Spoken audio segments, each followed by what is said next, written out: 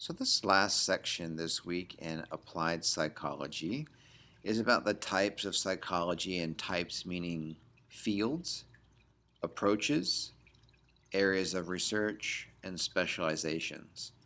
So, if you like psychology and it's something you want to go into, but say you also like um, biology, then you would pick a certain one. If you like social studies, cultural studies, and anthropology, you'd pick a different one. So it's an integrated field. It's not a what I would consider necessarily a hard science or a core science. It's an applied science, and basically it's connected with something else. And so enjoy this for a second and see how there are different applications and fields of research within psychology that might be more fine-tuned to your interests. So the first one is biological psychology. I'm not a psychology major, wasn't, and wouldn't necessarily do it myself. I find it interesting, and this would be the field that I would probably land in, which would make sense from what y'all know of me. But I like being focused on the actual physiology, the physical structures, the chemistry of how the human brain works and how the nervous system works. Now, I'm well aware that something like mind or soul is an emergent property that cannot be observed directly, but I'm very interested in what's just beneath that, which is the biology. And so you would study anatomy and phys and organic chemistry and development, and then, of course, maybe a little bit of pharmaceuticals to know how to treat the brain chemically if that was the issue. The last one, this is from your book, where they would study gender differences. I need to be really clear that gender is a cultural construct. I think what they mean is sex differences. I didn't change the name, but between the male and female brain, are they wired differently? Do they develop differently? And are they actually different? I can tell you yes on one of those, that they do develop differently. The female brain develops a corpus callosum, which we'll study later, earlier, like at age 12, where boys don't start until about the age of 16.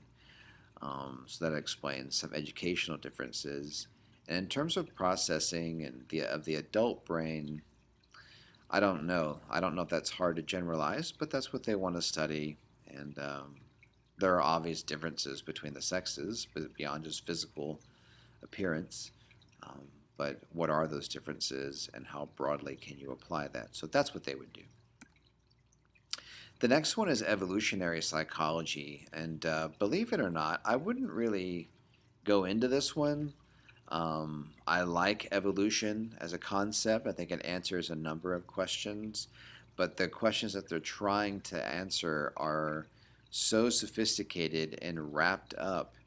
It's one of evolution's biggest mysteries of where language came from. I'm sorry, and the social behaviors that we have as a eusocial creature. We're more like ants than anything. When did that start, and how does it function? Because not all creatures are like that. Some creatures are solitary 99% of their life until they mate like once a year at maturity. So um, attraction and selection of even friends or mates were questions that some of y'all were interested in the questions that you posted online. So evolutionary psychology might be something you're interested in, and we will talk about that a bit when we get to social aspects, and we'll deal with love and attraction and friendship in that little section. So the next one is behavioral psychology, which is mostly what we've been talking about in class, and this is probably the one that we'll focus on at first. You already heard of some of the famous experiments done by Pavlov and Watson already. And the premise here is that the mind, whatever that is locked up. You can't observe it. So they go to what can be observed. I think, for me personally, the two most powerful combinations that give the most concrete results today are biological and behavioral psychology. I told you that psychology is in a bit of a crisis because a lot of the case studies and the data from past 20th century experiments cannot be replicated or they're not producing repeated results. So psychology had to move to something more concrete and observable, which usually lands in behavioral or biology aspects. So just letting you know where the field is going and why. The next one is cognitive psychology, which sounds like a repetitive phrase, but this is where they're interested in interpretation, reconstruction, memory, learning, opinions, expressiveness, and basically they would be interested in areas like PTSD and trauma. Um, so that's what's happening here. I will say this: when we have our nature versus nurture discussion, I don't think nurture is a linear concept either. In other words, if you were raised this way, that's the way you'll be. I think experiences like being parented or being mentored or whatnot give our brain new algorithms. If you know what an algorithm is, it's like a mathematical process, an algorithm, to speak 21st century, that it then integrates with other quote unquote algorithms. And when those combine, then we have a real process. But that is so abstract and complicated that it's even hard to talk about. So the last one, and the one that still echoes today because of its founder, is psychoanalysis, and this is Freud. And this is the stereotypical lying on the couch, they're taking notes, smoking a pipe, talking to you. And the assumption here is that everything you do is beneath the surface in terms of its source or its drive. It comes from fears, wants, and motivations that are buried deep down that you're not aware of, or what you would know as subconscious, right?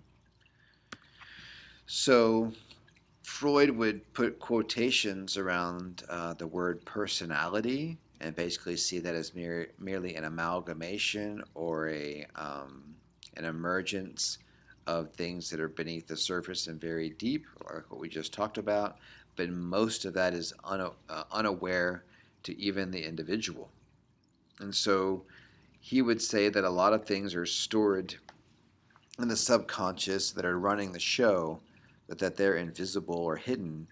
And his job is to try and surface that. And he had a lot of weird things like the Oedipus complex and penis envy, and how a lot of the development from juvenile stage to maturity has to do with sex. And you can kind of see the focus there. Now, before you dismiss that and see that as weird, um, I would ask you to evaluate our own culture, the focus of a lot of people in this culture on being attractive, looking successful, being seen, attention seeking, and wonder if Freud was onto something, and the way he's just wording it is kind of strange. So he had these labels of the id, ego, and superego, and you can see that one is driven by pleasure, one deals with concrete reality, and one has this higher purpose or principle that it's guided by. And we all have all three of these, but that they have a conversation happening inside our brain, that we talk to ourselves and convince ourselves, and that if we really want to judge someone of just being a pleasure seeking individual, they're giving into more of the id, or they have a large id.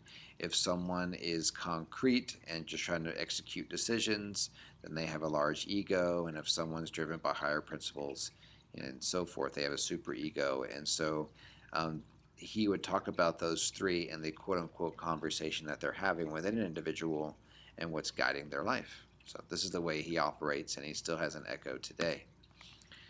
And the last one is the social aspect, which is interesting only when we talk about group dynamics. And this would be the most interesting, I think, right now with what's going on with COVID. The virus is real. Yes, lots of debates about how virulent or deadly it is, and its applications if it's mutating, when to wear a mask. Is school safe? Should we go shopping? people putting up signs and stickers and protocols and policies changing. It is fascinating as a socio-cultural experiment to see what a modern society does with a biological reality of a virus and how it has shut down our economy for the year. Now, other aspects of that might have to do with dealing with groups like families, support groups for like alcoholics and drug abuse, and then, of course, sometimes with sensitivity training in companies about chauvinism, sexism, or racism. These are some of the applications of how not to deal with individuals, but groups of people at the same time and how they interact.